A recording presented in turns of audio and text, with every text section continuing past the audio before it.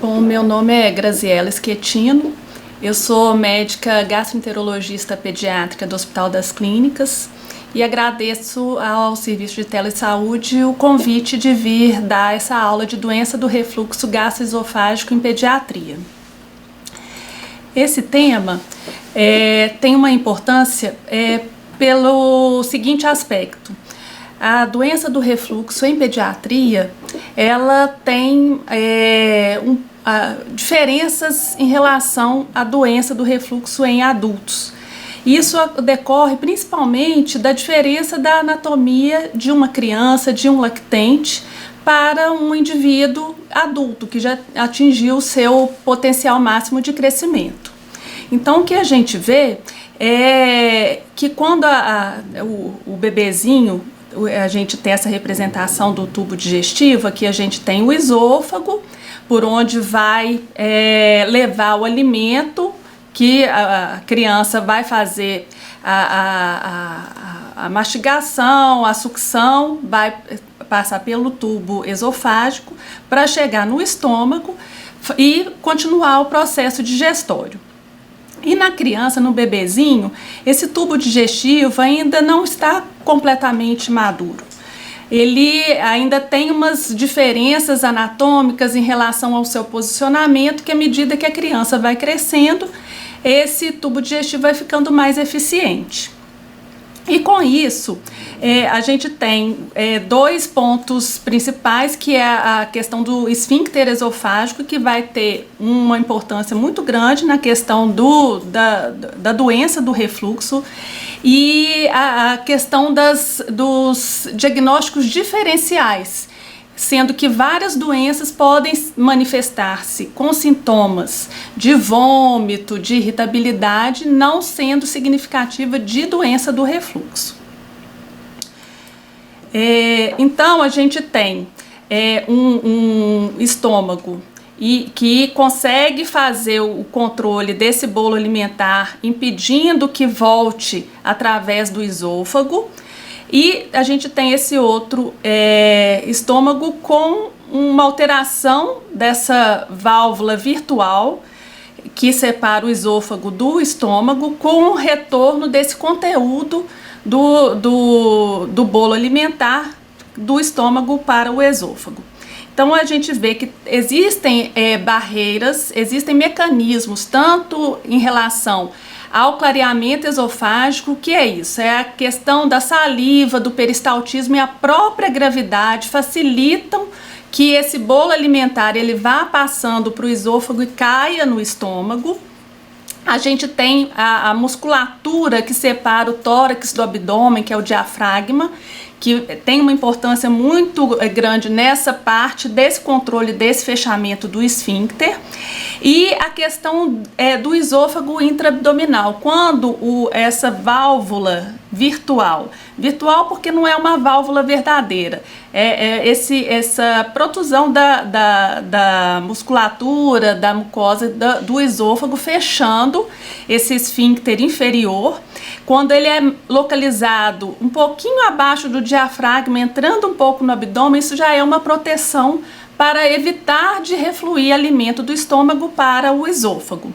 E quando a gente tem algumas alterações anatômicas em relação a essa localização, a gente vai favorecer o aparecimento de um refluxo gastroesofágico.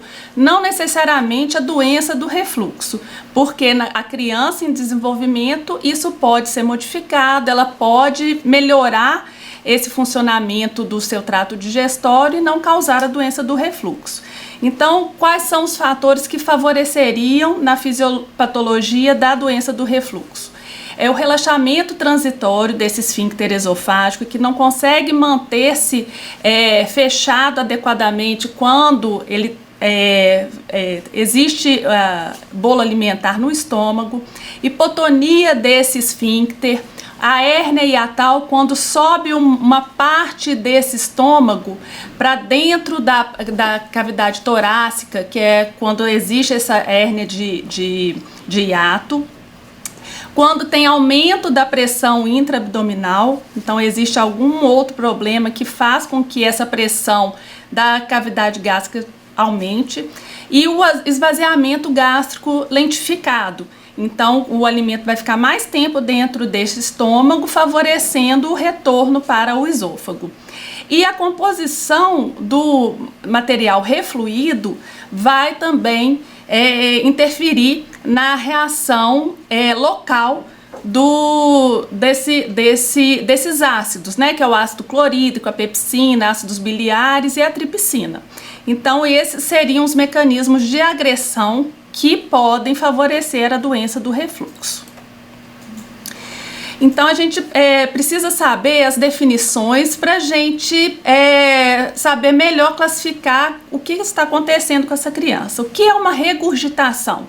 Regurgitação é quando ocorre o retorno passivo, então a criança não faz força para colocar o conteúdo gástrico para fora pela boca. Então não tem esforço, é o que a gente popularmente chama de golfo, de golfada.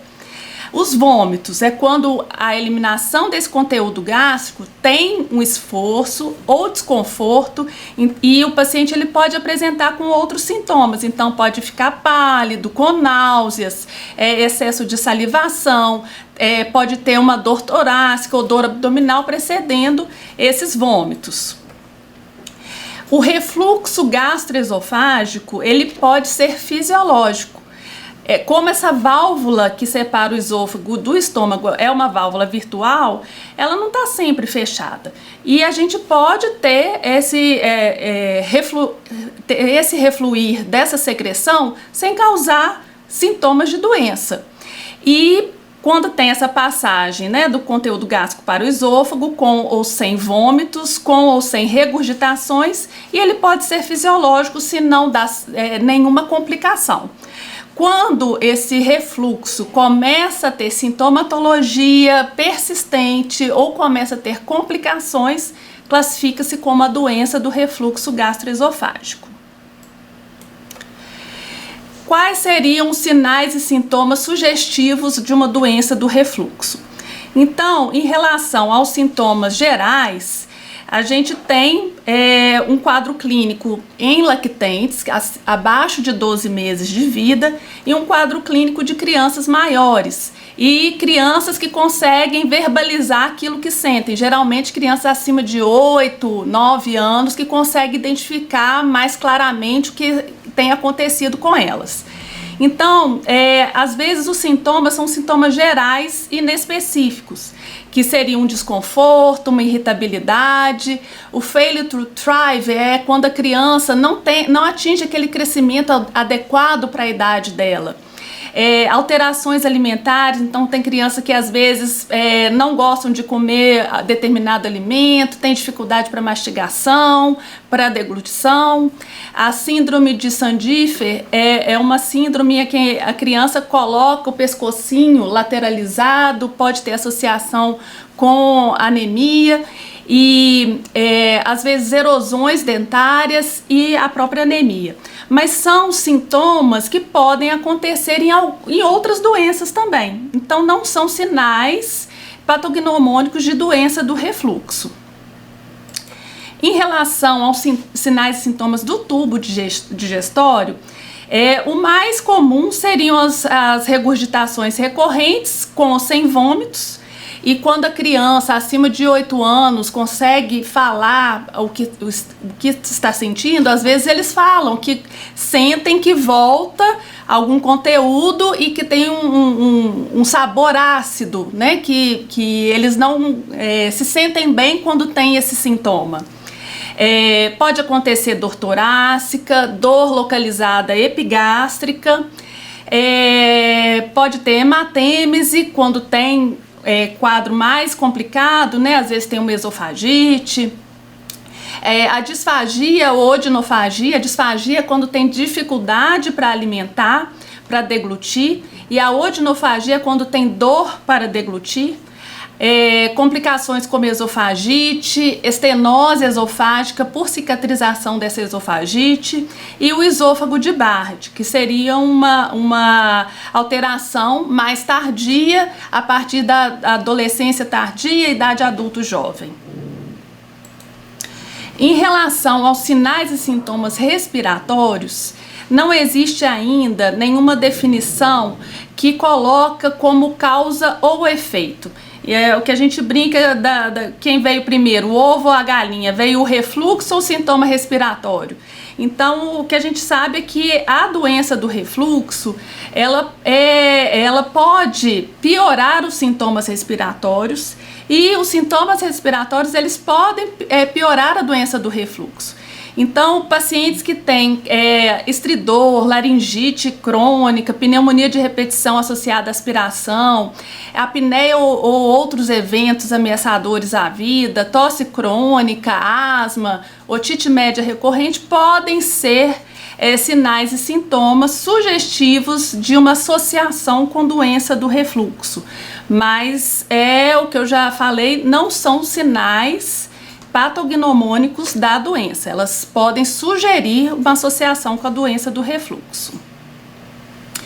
E existem situações e doenças crônicas que estão relacionadas mais fortemente com o aparecimento da doença do refluxo. Então, os bebezinhos prematuros, por conta da imaturidade do seu trato digestório, eles têm uma tendência a ter mais facilmente a ter doença do refluxo. Paciente com doenças neurológicas por conta de alterações de motilidade, hipotonia. Doenças pulmonares, principalmente pacientes com fibrose cística têm uma tendência maior a ter doença do refluxo. Pós-operatório de atresia do esôfago. A obesidade, ela está relacionada mais à doença do refluxo em adultos do que em pediatria. E as quimioterapias.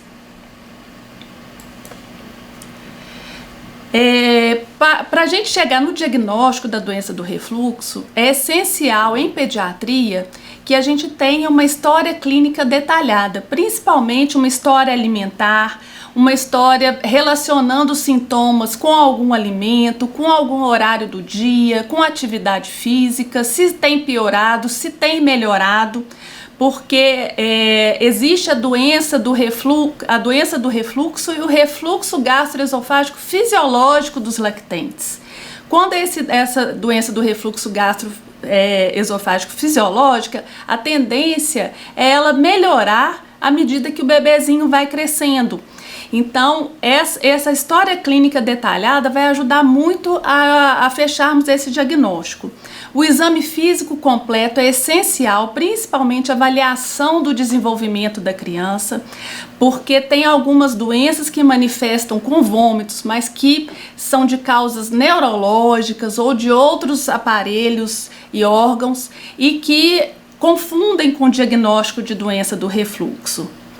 E os exames complementares, assim como o nome fala complementar, ele vai complementar essa primeira avaliação clínica.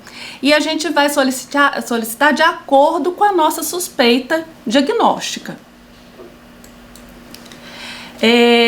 O que a gente vê muito, principalmente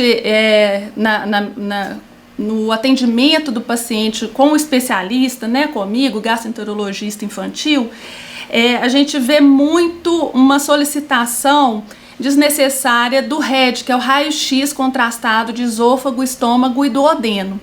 Esse raio-x, ele vai ser indicado quando a gente suspeita de uma doença do refluxo secundária a alguma alteração anatômica dessa criança.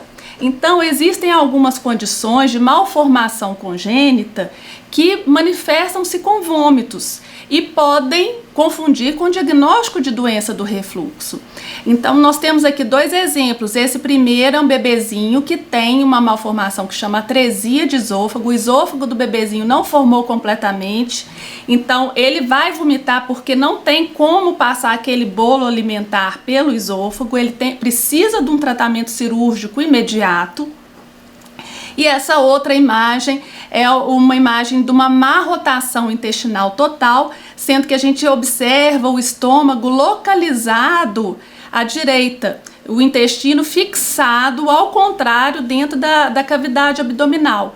E quando a gente tem esses casos cirúrgicos de alteração anatômica, a gente fazendo a correção dessas malformações, a gente resolve o vômito do bebê.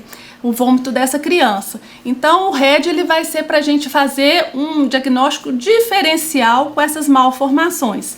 Então na rotina não é solicitado esse RED. E o exame, a criança deglute um contraste baritado, ela tem que tomar aquele contraste num tempo curto e é colocado em decúbito, vira para um lado, vira para o outro, e ela vai acabar vomitando, vai acabar refluindo. E vai vir naquele laudo que ela tem um refluxo grau 2, grau 3, e vai vir como confundidor nesse diagnóstico, não necessariamente significando uma doença do refluxo. Então o RED ele é indicado para suspeitas de alterações anatômicas. O ultrassom de abdômen em pediatria também não é indicado para diagnóstico de doença do refluxo. Quando é que a gente vai solicitar um ultrassom de abdômen numa criança vomitadora? É quando a gente tem a suspeita de ter alguma malformação que favoreça esses vômitos, como a estenose hipertrófica de piloro, que é quando essa válvulazinha que separa o estômago do duodeno, ela é hipertrofiada, a musculatura dela é mais forte e não consegue ter uma passagem adequada desse bolo alimentar para o duodeno. E acaba que a criança começa a ter vômitos repetitivos, desidrata e precisa de correção cirúrgica mais rápida também, porque ela acaba desnutrindo, tendo complicações hidroeletrolíticas. Então ela tem que ser encaminhada para um cirurgião. O ultrassom ele consegue evidenciar essa hipertrofia dessa camada do piloro. Então, nesse caso, ele teria alguma indicação, mas para diagnosticar a doença do refluxo, ele não tem nenhuma utilidade. A endoscopia digestiva alta, ela vai ser indicada quando a gente suspeita que a doença do refluxo seja uma doença com complicação, ou então que a gente ainda não conseguiu fechar aquele diagnóstico de doença do refluxo. A gente suspeita de ter alguma outra causa secundária para esse refluxo. A principal complicação é a esofagite péptica, é quando a gente tem essas feridas no esôfago decorrentes dessa secreção ácida, esse contato constante da secreção ácida que reflui do estômago. E o diagnóstico ele é endoscópico. Então, fez endoscopia, já viu a alteração no exame, já fechou o diagnóstico, esofagite secundária à doença do refluxo gastroesofágico. A biópsia, ela vai ser importante para o diagnóstico diferencial com outras causas de esofagite, sem ser a doença do refluxo. Que em pediatria a gente tem esofagite eosinofílica, que é uma doença alérgica, a doença de Crohn, que é uma doença inflamatória intestinal, e as infecções esofágicas, principalmente pacientes imunodeprimidos que podem ter citomegalovírus, cândida no esôfago. Então, a endoscopia digestiva alta ela vai ser importante nesses casos. Outro exame que pode ser realizado em paciente com suspeita de doença do refluxo gastroesofágico é a pH-metria esofágica de 24 horas, que é um exame em que se coloca uma sondinha que tem um sensor na sua extremidade, e esse sensor ele vai ficar localizado acima do esfíncter esofágico inferior. E toda vez que voltar a secreção ácida, acusa nessa sondinha. Então, ele só vai diagnosticar a doença do refluxo gastroesofágico ácida. Porém, existem alguns indivíduos que têm a doença do refluxo gastroesofágico por secreção não ácida ou fracamente ácida e que não é identificada nesse exame. Então, a pH-metria esofágica ela vai ter indicação em casos selecionados. E outra indicação dela seria para monitorizar se a dose indicada para o tratamento, para a inibição da secreção ácida, se ela está sendo eficaz. Então, nesses casos, a gente indicaria a pH-metria. O exame que é ainda melhor que a pH-metria é a impedância pH-metria. Aqui no nosso serviço a gente não tem disponível para crianças. No Brasil a gente tem mais alguns serviços mais direcionados a exames em adultos, e ele é um exame bom porque ele mede essa resistência elétrica em diversos pontos do esôfago. Então, além da gente ver como que tá a secreção, se ela tá ácida, como que tá vindo esse refluir do estômago para o esôfago, a gente consegue ver qual é a reação desse esôfago, como que ele movimenta frente a essas regurgitações, a esses sintomas. Mas também tem em casos selecionados. O que é muito importante em pediatria, quando a gente se depara com criança, bebezinho às vezes muito irritado, a criança que vomita, a criança que não está indo bem, o que a gente tem que fazer é sempre um diagnóstico diferencial, porque existem outras causas com sintomas semelhantes. Então, o que a gente tem são as causas cirúrgicas, que são causas que precisam de correção cirúrgica, que são responsáveis por obstruções do trato gastrointestinal e que provocam vômitos, que tem a estenose hipertrófica de piloro, as má rotações, presença de corpo estranho também obstruindo esse tubo digestório. E outras doenças também que podem vir com sintomas semelhantes à doença do refluxo. Então, a calásia, que é quando tem uma dilatação desse esôfago por conta de um esfíncter muito estreitado, a úlcera péptica, que está relacionada ao H. pylori, alergias alimentares. Em bebezinho, às vezes, infecção urinária, sepse, vai manifestar com vômitos. Então, na verdade, é um quadro infeccioso e não uma doença do refluxo, né? Meningite, quadros neurológicos, às vezes um tumor de sistema nervoso central pode manifestar só com vômito. E a criança ficar com aquela suspeita de um refluxo e, na verdade, ela tem um tumor intracraniano. Alterações metabólicas também podem manifestar com sintomas idênticos à doença do refluxo, que vão ter sinais e sintomas, às vezes, um pouco mais floridos também, mais precoces. Algumas intoxicações, algumas alterações cardíacas e problemas renais, principalmente uropatia obstrutiva. E existem também outras alterações que podem estar associadas com sintomas sugestivos de doença do refluxo, com vômito, emagrecimento, dor abdominal, e que na verdade tem outra causa.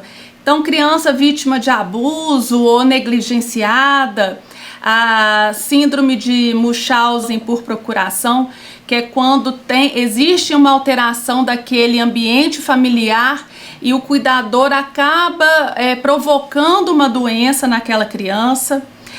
Vômitos provocados, então crianças que têm doenças alimentares, né, distúrbios alimentares. Síndrome dos vômitos cíclicos, que é uma doença funcional com sintomas de vômitos recorrentes. E a síndrome da ruminação, que a criança tem o retorno de algum material de conteúdo gástrico e faz aquela ruminação e deglute novamente. Então, são alguns outros diagnósticos diferenciais para a doença do refluxo. O que nós devemos ficar sempre em alerta são o que os consensos colocam como red flags, que são os sinais e sintomas de gravidade. Então, a criança que apresenta vômito associado a perda de peso, letargia, febre, dor, irritabilidade excessiva, é uma criança que precisa de uma avaliação urgente, que pode estar com um quadro de sepse, meningite, e não um quadro de doença do refluxo gastroesofágico. A disúria pode indicar também infecção urinária. Então, as crianças com infecção urinária às vezes podem ter vômito e a disúria. E sintomas que iniciam antes dos primeiros 15 dias de vida, ou após os 6 meses de idade, ou que persistem por mais de 18 meses de idade, podem falar a favor de doenças congênitas, doenças mais graves. Então, antes dos primeiros 15 dias de vida, a gente tem a galactosemia, a hiperplasia congênita de adrenal, que são doenças metabólicas que já podem apresentar sinais e sintomas nos primeiros dias de vida, e não uma doença do refluxo. E após essa idade, se tem algum sintoma, já tentou fazer um tratamento e persiste, a gente tem que fazer o diagnóstico diferencial. Às vezes essa criança pode ter uma má rotação intestinal que não foi diagnosticada e vai melhorar só com tratamento cirúrgico. Os sinais de alerta em relação ao quadro neurológico, né? Crises convulsivas, macrocefalia ou microcefalia, abaulamento de fontanela, alterações do tônus muscular, a criança muito hipotônica ou muito hipertônica, alterações do desenvolvimento neuropsicomotor, aumento excessivo de um período para o outro do perímetro cefálico, isso tudo associado à irritabilidade, a vômito, pode falar a favor de algum quadro neurológico mais grave, que não a doença do refluxo como causa. Então, a gente tem que ficar sempre atento e fazer aquele exame clínico minucioso, conversar bem com a família em relação aos sinais e sintomas. Sinais de alerta em relação ao trato gastrointestinal seriam vômitos persistentes com esforço. A criança que acorda à noite para vomitar é um sinal de alerta. Os vômitos biliosos falam a favor de uma obstrução intestinal. Hematêmese pode ter alguma úlcera, alguma outra lesão mais grave. Diarreia crônica associada, então fala a favor de outras doenças que não a doença do refluxo. Sangramento intestinal baixo e a distensão abdominal. Então, isso tudo associado com o quadro de vômito, a gente tem que fazer o diagnóstico diferencial para outras patologias.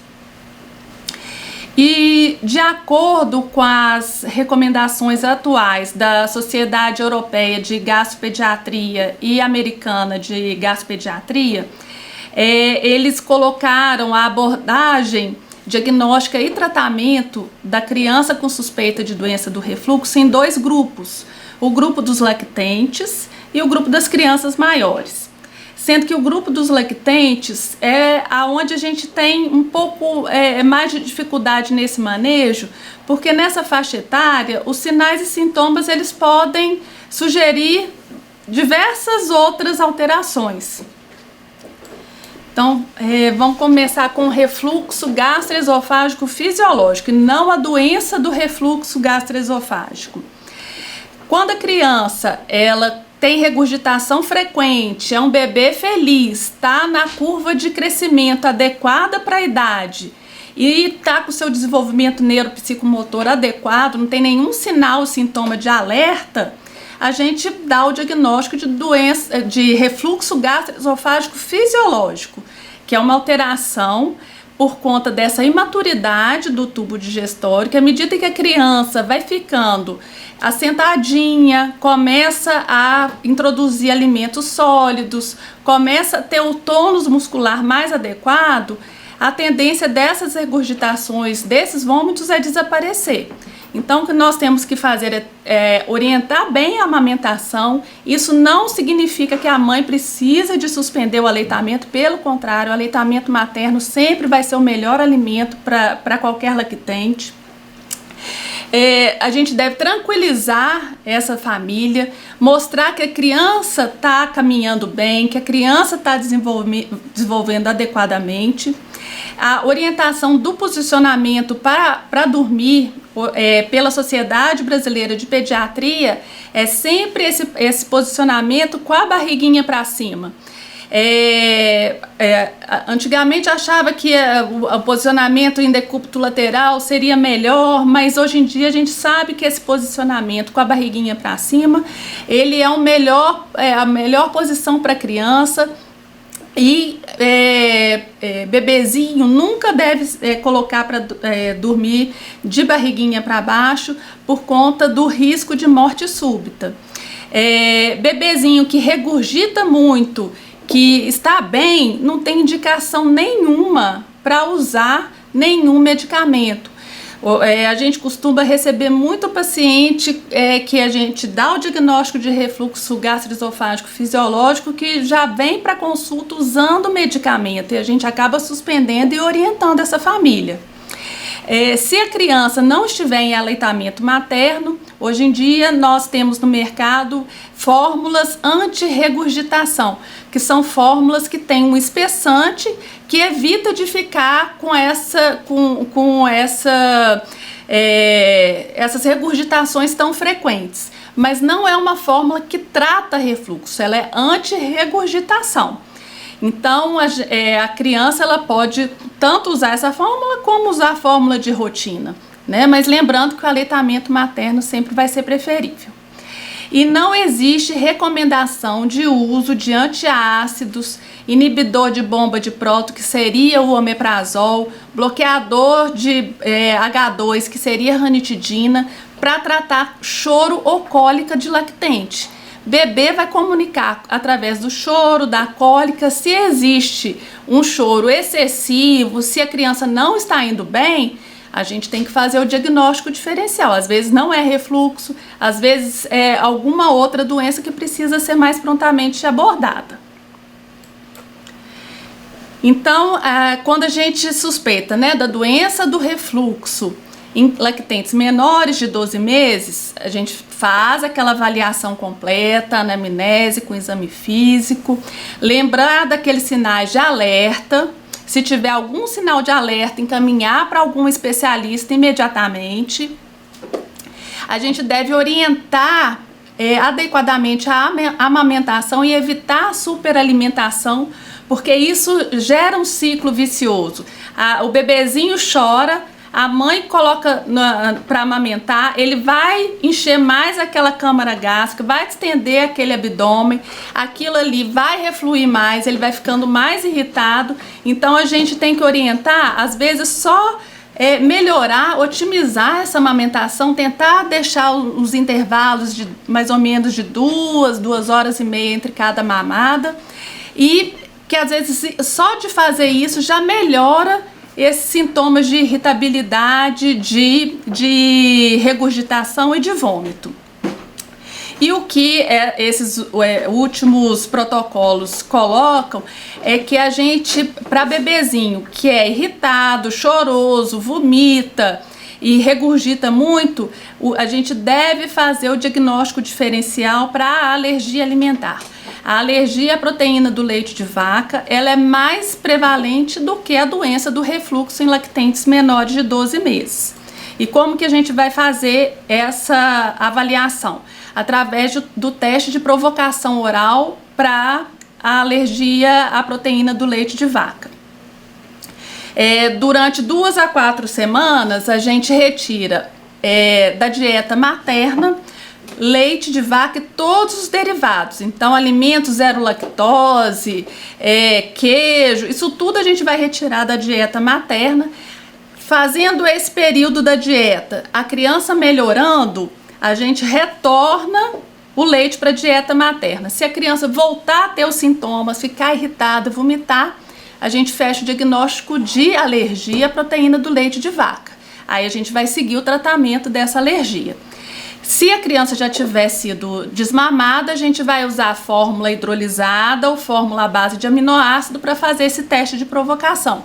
Durante 2 a 4 semanas, melhorar os sintomas, a gente volta com a fórmula de rotina, voltou com sintoma, a gente dá o diagnóstico de alergia à proteína do leite de vaca.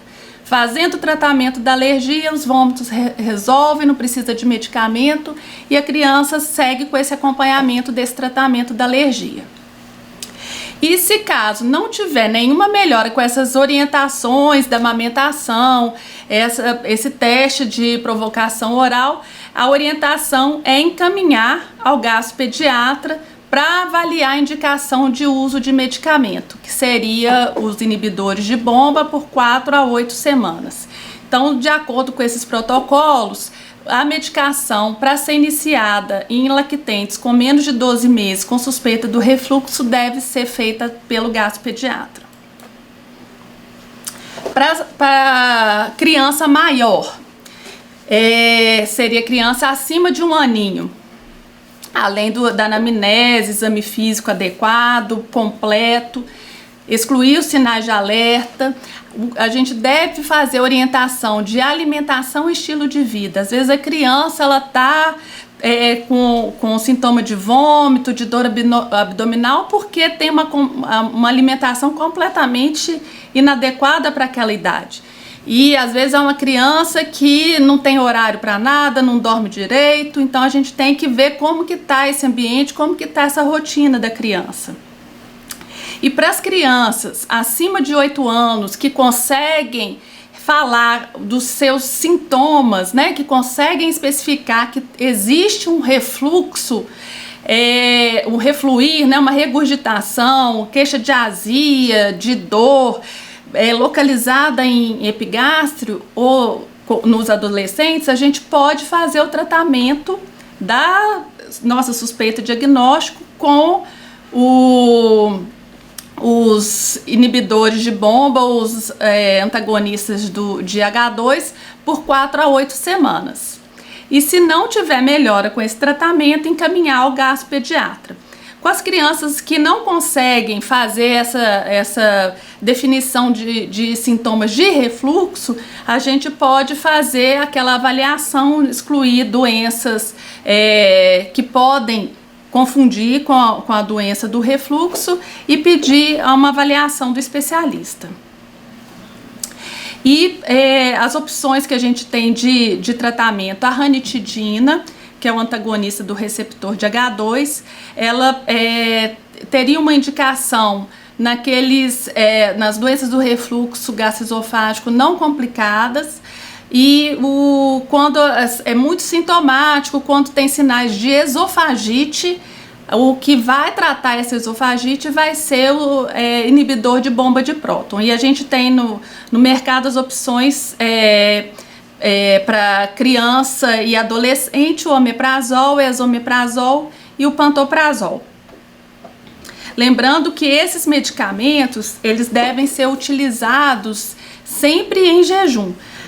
Então, a gente orienta a primeira medicação que vai usar no dia, espera meia hora para depois fazer a alimentação de rotina da criança. Em relação aos medicamentos, as recomendações mais atuais, elas colocam que não existe indicação de uso de domperidona, metoclopramida e outros agentes procinéticos para o tratamento da doença do refluxo gastroesofágico em pediatria. Então eram medicamentos que a gente costumava usar muito no passado e atualmente elas não têm mais indicação no uso rotineiro.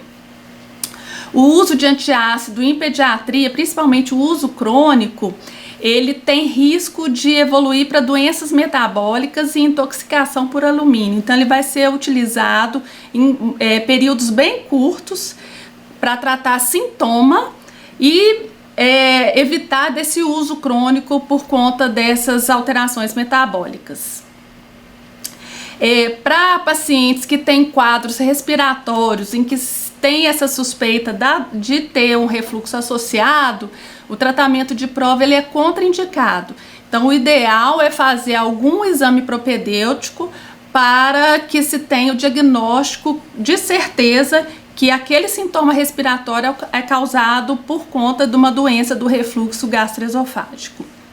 E os inibidores de bomba seriam a primeira escolha para tratamento da esofagite erosiva. Em relação às recomendações,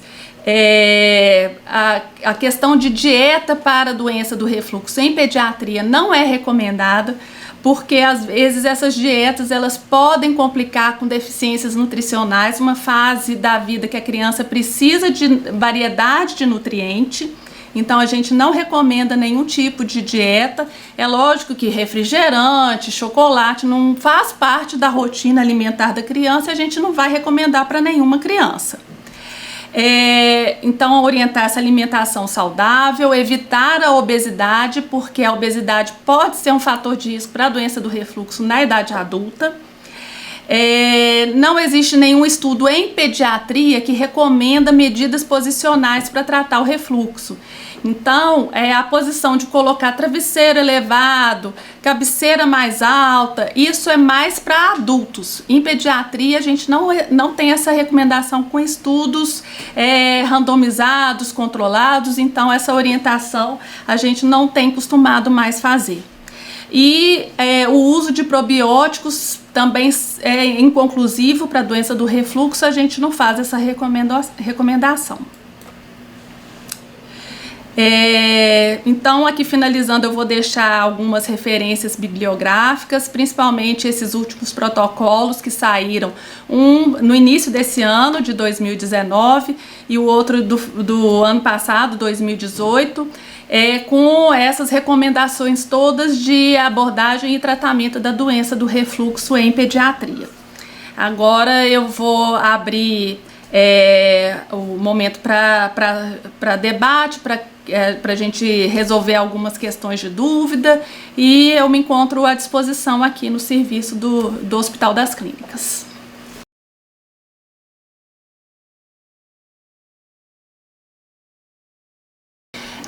A criança com doença do refluxo, ela pode manifestar de qualquer forma, pode ser pós-alimentar, às vezes a criança está brincando e começa a ter crise de vômito, o bebezinho às vezes ele começa a regurgitar quando está mais ativinho, ou então quando está muito irritado, choroso. Então isso em relação ao posicionamento, a sintomatologia ela não tem nenhuma relação com isso não.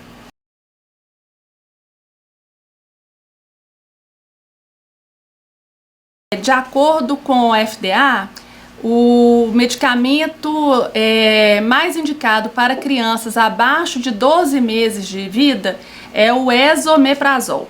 O omeprazol e o pantoprazol seriam para crianças maiores. A gente vê um uso frequente no nosso meio, mas o que é mais indicado para crianças com menos de 12 meses de vida é o esomeprazol.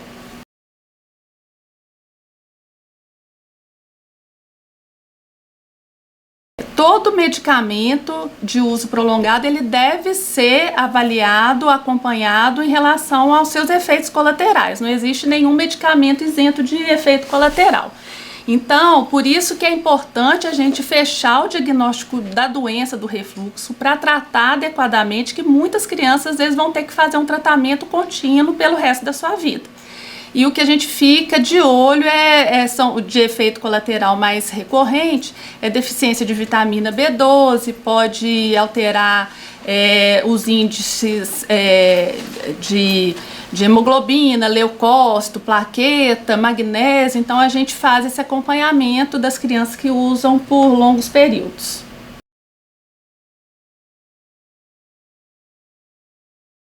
Não, e assim, não tem tanta relação com isso não.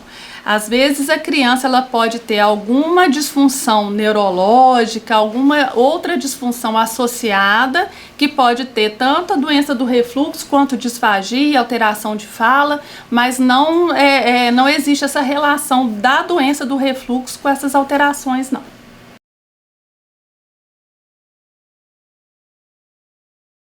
A questão da doença do refluxo, às vezes a hérnia de hiato, às vezes ela pode ser ter uma incidência familiar, mas não necessariamente se o pai, a mãe tem doença do refluxo, a criança vai ter a doença não. Agora, pode ter, por exemplo, a esofagite eosinofílica, que tem sintomas semelhantes à doença do refluxo, ela pode ter uma tendência na família, porque é uma doença alérgica, então as doenças alérgicas elas podem ser familiares. né? Mas não necessariamente se o pai ou a mãe tem, a criança vai ter, não.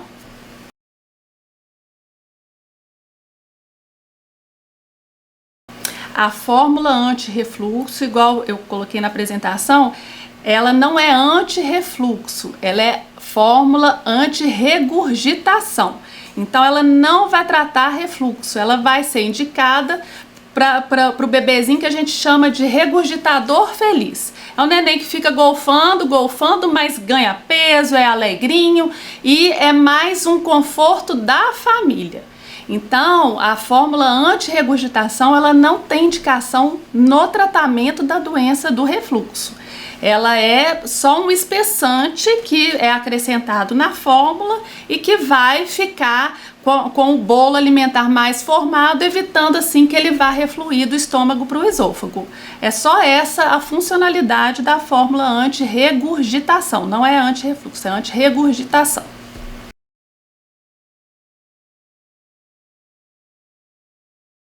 A pH-metria, ela vai ter a indicação para um diagnóstico diferencial quando a gente suspeita de sintomas que podem estar confundindo. Então, normalmente a gente não faz em todo lactente que a gente suspeita de doença do refluxo, não. Então, às vezes a criança que tem tosse crônica, a criança que tem uma asma de difícil controle, laringite de repetição, ou então que já está em uso da medicação para a doença do refluxo, não tem melhora com aquela medicação, às vezes a gente faz o exame da pH-metria. Mas são casos selecionados, não são todos os bebezinhos que vão precisar de fazer a pH-metria. Os bebezinhos, a recomendação desses últimos protocolos é fazer a exclusão do diagnóstico de alergia à proteína do leite de vaca. Então, o bebezinho que chega irritado, com dificuldades alimentares, que regurgita muito ou não, a gente faz sempre o teste de provocação oral para alergia à proteína do leite de vaca como diagnóstico diferencial à doença do refluxo.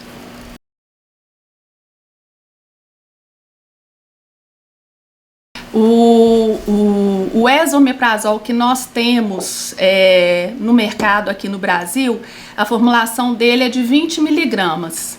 Então, para bebezinhos, a gente poderia usar 10 miligramas, que seria metade desse comprimido. E a formulação líquida, que às vezes algumas farmácias de manipulação oferecem, do omeprazol, esomeprazol, elas não têm nenhuma comprovação científica de estabilidade da medicação após 48 horas. Então, a gente não recomenda nenhuma formulação líquida desses medicamentos, porque a gente não vai ter segurança em falar que aquele medicamento está com seu efeito completo. Então, a gente não recomenda. A manipulação, ela às vezes vai ter que ser em casa, com a diluição do comprimido, principalmente o esomeprazol, que é o comprimido que pode ser dissolvido em água, para oferecer para o lactente.